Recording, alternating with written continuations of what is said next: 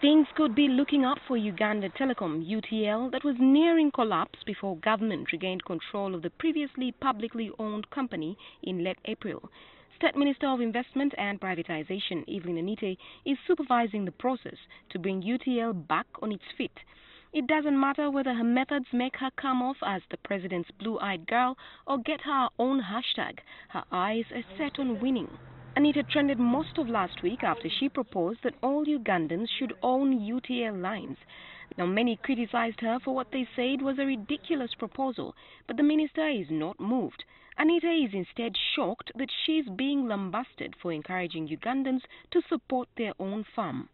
There is no better person than you Ugandans, than us Ugandans, to build our country. Every other person will come in the country with an interest of making business. By the time Uganda took back UTL, the company had over 700 billion shillings in debt accumulated by Lapquin Ucom, the Libyan majority shareholder then running it. Government had only 31% shares in the company. After the government takeover, Registrar General of the Uganda Registration Services Bureau, Bemanya Twebaze, was appointed the UTL provisional administrator on 28 April. He was given a turnaround time of 8 months.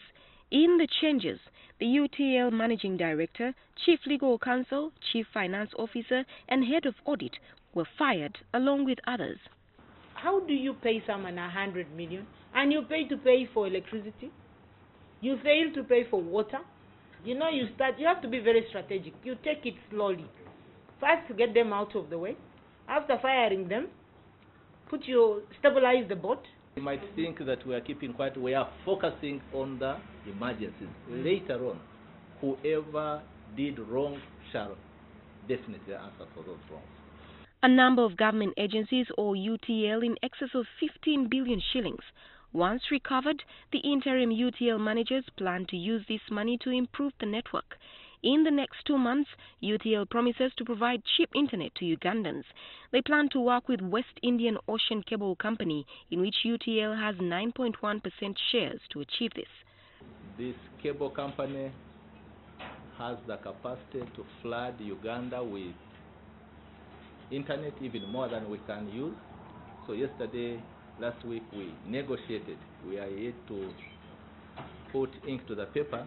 In the not-so-distant future, Bemanya also proposes to float UTL shares on the stock exchange. But Bemanya's supervisor, Anite, says these efforts will not end with UTL. She has her eyes also fixed on other companies that government privatized. I've told you after UTL, I am going to National Housing. After National Housing, I'm going to Kilembe. Like that, my list just grows. So those Ugandans who are abusing me, continue. You're just giving me more encouragement. Now I am checking what belongs to us.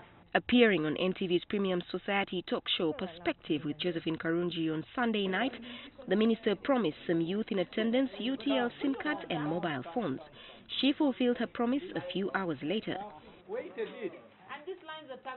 Bemanya says UTL is showing some signs of steady recovery, starting with a reduction in expenditure by over 355 million shillings in 1 month.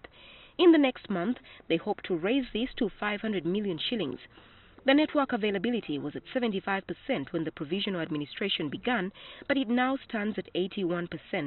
The target is to make it 95% in the next 1.5 months. Josephine Karungi, NTV.